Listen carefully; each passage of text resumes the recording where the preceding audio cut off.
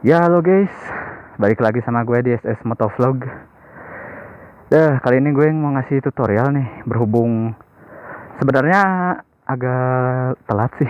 Telat berapa bulan tuh. Soal tutorial cara mengendarai motor kopling di tanjakan dan di turunan. Nanti gue kasih timestampnya lah di deskripsi ya. Dan bagi yang belum nonton part pertamanya, nanti gue simpen di atas itunya apa, kartu buat langsung ke video yang dituju. Ya gue langsung mulai aja lah ya. Jangan basa-basi. Kita mulai dari yang turunan dulu. Nih ada yang nanya tuh, kalau di turunan harus dimainin nggak koplingnya? Tergantung sih. Cuman kalau lagi sepi gini, ya dilepas aja koplingnya. Hitung-hitung sini tuh nanti jadi engine brake lah. Kan selama si jarum RPM atau si indikator RPM-nya tuh gak kurang dari 1500 lah, itu mesin gak akan mati pas kalian lagi turun gitu. Ini langsung gue contohin lah ya. Ini gigi 1 BDW. Nah, gue ke gigi 2-in ya. Nah, selama kalian jalan tuh di turunan itu sambil direm tangan, rem belakang juga gak akan mati sih mesinnya. Terus pas mau belok misalnya, baru tekan koplingnya. Udah ditekan kopling, terus belok pelan-pelan, buka lagi. Nah, pas jalan lagi biasa ya udah lepas aja. Ini gak akan mati. Nah, misalnya ada macet di depan, kita berhentinya tekan dulu, terus berhenti, turunin kaki, jangan lupa. Dan kalau di turunan tuh yang paling penting tuh rem depan nih. Soalnya beban kita tuh otomatis kedorong ke bawah. Begitu guys. Mau gigi 2 atau gigi 1 juga gak apa-apa, tapi gue saranin sih gigi 2 aja lah ya. Soalnya kalau gigi 1 nanti kalian terlalu ngejengkang ke depan, ada dorongan truk gitulah. Nah, terus kalau maju lagi gimana? Terserah kalian sih. Ini buka aja pelan-pelan sampai tambah gas. Ini agak turun sebenarnya. Gak tau kalau di kamera kelihatan nggak. Nah, ntar gue muter balik lagi. Yang gue maksud engine brake tuh gini nih. Jadi gue kan lagi di gigi 2 misalnya. Kita lagi jalan di gigi 2. Bentar, gigi 2. Nah, pas sudah mau turun gini tuh, misalnya masuk gigi 1, terus lepas pelan-pelan. Nah, masuk pertigaan, tekan, tengok kanan kiri, jangan lupa ngesen, lanjut lagi ke sini. Nah, tuh buka lagi, pas mau belok rada tutup, buka lagi. Sama si rem depan belakang tuh dimainin ya. Dikira-kira lah gimana kalian ininya butuh remnya segimana banyak gitu, seberapa banyak butuh remnya. Nah, udah ngerti kan? Kalau misalkan belum ngerti, bisa diulang lagi gitu. Dan yang paling penting tuh dipraktekin lah, terutama di turunan. Sorry, gue aksen Sundanya keluar. Tuh, buka sambil digas juga bisa sih. Pelan-pelan, ini udah rata lagi. Berhenti misalnya, netralin, udah deh. Kecuali kalau lagi turunan macet, lebih baik jangan dinetralin sih. Pegang aja nggak apa-apa, pegel, tapi biar lebih aman lah. Jadi kalian bisa langsung sigap dan nggak usah turun kaki kanan kaki kiri gitu. Kalau di turunan yang lancar, lepas aja sih koplingnya. Selama si RPM atau si jarum dan indikator takometernya nggak kurang dari 1500 atau nggak kerasa gedeg di mesin tuh, nanti itu artinya bakal mati kalau udah gede-gede gitu. Kalau enggak, ya berarti emang aman segitulah. Kayak tadi juga kan gue lepas karena emang terus si motornya terus jalan dan nggak berhenti, otomatis kan si gearnya tuh terus muter ya, makanya si mesinnya nggak mati dan nggak akan gejolak gitu. Jadi jangan takut Nah sekarang langsung aja lah to the point buat ditanjakan. Tipsnya itu jangan takut sama suara mesin. Nih kan misalnya kenceng tuh ngegerung tuh, jangan takut itu, tapi kalian usahakan rasain gitu segimana cukupnya. Biasanya sih di RPM 4000 atau 3500-an lah udah bisa naik di tanjakan yang landai gini. Kalau tanjakan yang curam ya harus lebih tinggi lagi si putaran gasnya. Nih contoh ya, tekan kopling, ini rem tetap dipegang ya supaya nggak mundur. Tekan kopling, masuk gigi 1, dibuka koplingnya pelan-pelan sambil ditambah gas, terus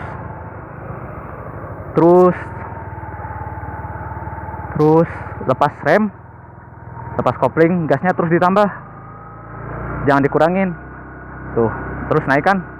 Pas mau berhenti tekan kopling, rem belakang dulu baru rem depan, terus tahan rem belakangnya. Dan gue juga punya tips kalau misalkan padat lah, ini kan lagi macet misalnya ceritanya di tanjakan, kalian susah netralin, gak usah dinetralin aja, gini aja. Agak menguras kampas kopling sih, tapi lebih safety. Jadi soalnya si kaki belakang kalian tetap menginjek rem belakang. Kenapa gitu? Bentar gue netralin dulu. Kenapa rem belakang penting? Kebalikannya ini, karena saat kita naik kan gini, otomatis kalau kita berhenti si bobot tuh langsung pindah ke belakang tuh. Ya jelas harus yang diprioritasin utama buat berhenti tuh ban belakang, buat nahan si laju motor. Begitu juga rem depannya langsung disusul. Ya kalian rasain lah kalau udah mulai berhenti. Nah gimana kalau di tanjakan yang curam? Kan kita nggak bisa ini tuh, nggak bisa asal jungkat kaki kiri ke kanan gini. Nah kalau yang di curamnya ya kayak tadi, jadi si gigi tetap masukin, kaki kanan tetap standby di rem belakang tuh, biar nggak mundur. Terus majunya gimana? Tambahin gas, buka pelan-pelan, ingat jangan sampai dibuka kenceng ya, lepas juga remnya pelan-pelan. Terus misalnya belok nih, kan kosong ini mah, gasin aja tuh, gas. Udah kerasa berat, naikin gigi tuh, terus berhenti, netralin. Nah ini kalau jalan di atasnya rata, kalau enggak mah ya saran gue mah supaya dipegang aja lah si koplingnya.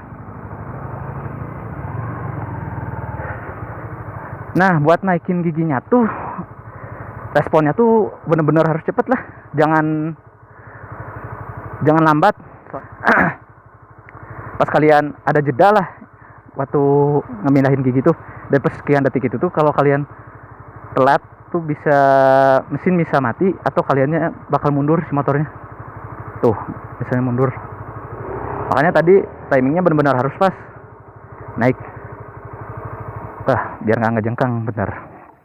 Jadi tadi itu kan gigi 1 misalnya nih ya, gigi 1 lagi nanjak, tutup, tangkap, naikin, congkel, terus lepasnya ya lepas gini aja,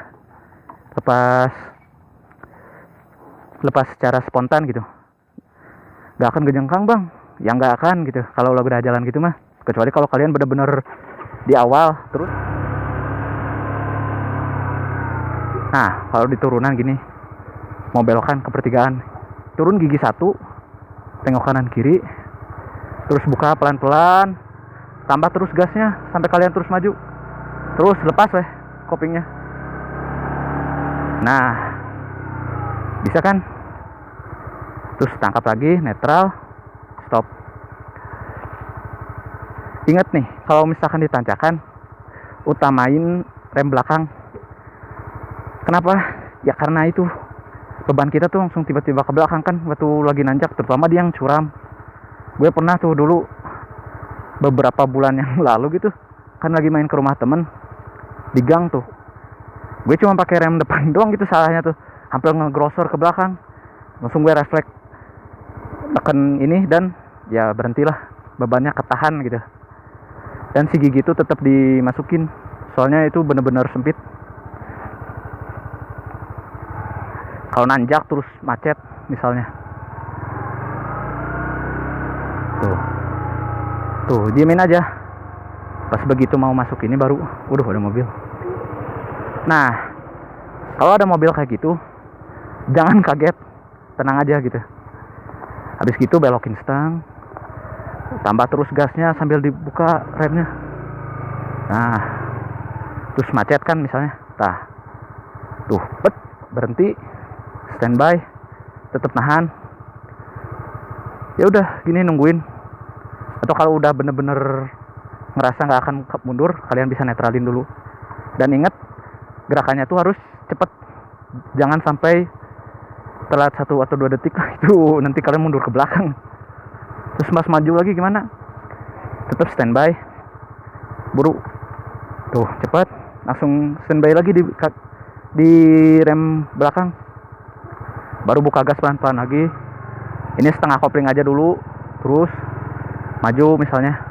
Macet ya ini, pelan-pelan, berhenti lagi, rem kaki lagi, rem tangan, standby, tarik lagi koplingnya. Sebenarnya setengah kopling tuh nggak terlalu disarankan sih, soalnya ngabisin kampas kopling. Cuman ya kalau macet terus ditanjakan ya gimana lagi gitu, daripada kalian mundur. Nah, tapi maksudnya tuh bukan setengah kopling dijadiin rem ya. Setengah koplingnya tuh buat ancang-ancang kalian biar bisa naik lagi. Dan kayak tadi tuh, RPM tuh minimal. Nah, minimal 3000, 4000, terus naik sampai akhirnya kalian bisa ganti gigi pas udah sepi gitu jalannya. Ya, agak ribet ya. Soalnya emang lebih enak praktek langsung sih. Kata gue juga, kalau kalian punya temen tuh, diawasin sama teman kalian yang bisa, biar aman lah. Nah, sesuai dengan tips yang gue tadi itu kan banyak pemula mah biasanya kalau ngegerung gitu tuh takut ya. Hilangin rasa takutnya lah. Biasakan merasakan si mesinnya gitu. Kalau misalkan udah kotok-kotok mah gini nih contohnya. Kotok-kotok. Tuh, langsung mati kan. Itu tuh kerasa lah kotok gitu, sama si tenaganya tuh langsung ngempos waktu kalian lagi jalan tuh. Ini di tanjakan mah bahaya sih. Bahaya. Misalnya kalian ada padat nih, bawa keluar gang, berhenti kayak tadi tuh, standby aja. Soalnya kenapa? Kan karena kita keluar gang atau keluar dari jalur bukan prioritas. Ini jalur prioritas harus diprioritasin gitu. Banyak yang nggak ngerti ini tuh malah bikin bahaya orang lain tuh. Terutama biasanya mah bapak-bapak atau ibu-ibu, kalau keluar gang tuh langsung nggak berhenti dulu. Ya gitu, kanan kiri lihat, kalau udah sepi baru jalan lagi, tambahin lagi gasnya terus. Nah, udah rata, ganti gigi, jalanin lah kayak biasa. Bang, bakal mati kah kalau lagi cepet misalnya dibuka koplingnya? Ya enggak tuh, kalau lagi kenceng justru malah akselerasinya makin pas lah, asal jangan kena limiter yang merah-merah gitu. Rem belakang dulu, terus rem depan, terus kan diem gara-gara macet, gas lagi, buka pelan-pelan si remnya, terus jalan, berhenti lagi misalnya, tekan lagi, terus jalan lagi. Tuh, tadi kalau misalkan gelotok-gelotok gitu, itu tandanya mesin mau mati. Dan si ini juga langsung turun ke bawah si RPM-nya. Nah, kalau udah gitu jangan panik, usahain jangan pernah panik. Nanti ada kalian soak, lupa rem malah rusuh, ngeglosor ke belakang. Ya kayaknya gitu aja ya belajar motocrossing mah. Buat di tanjakan atau di turunan, sama tips-tipsnya juga udah gue kasih tahu kan ya, supaya nggak takut dan segala macamnya. Semoga kalian ngerti dan usahainnya praktekin sesering mungkin lah kalau kalian mau cepet. Nah, gue ini belajar motor kopling dulu tuh cuma 2 hari ya. Soalnya dulu gue belajar pertama kali bisa bawa motor tuh ke motor bebek itu bakal lebih gampang, soalnya kalian gampang ngerasain si putaran mesinnya gitu, kapan harus ganti gigi dan kapan harus stay di gigi itu. Ya, jangan lupa untuk di subscribe ya, buat nge-support gue tentu saja. Di komentar kalau misalkan ada yang mau ditanyain. Jangan lupa juga dipencet like-nya dan tombol share-nya ya. Karena yang mau belajar motor kopling kan bukan kalian doang gitu. Siapa tahu teman kalian mau belajar. See you in next video. Goodbye.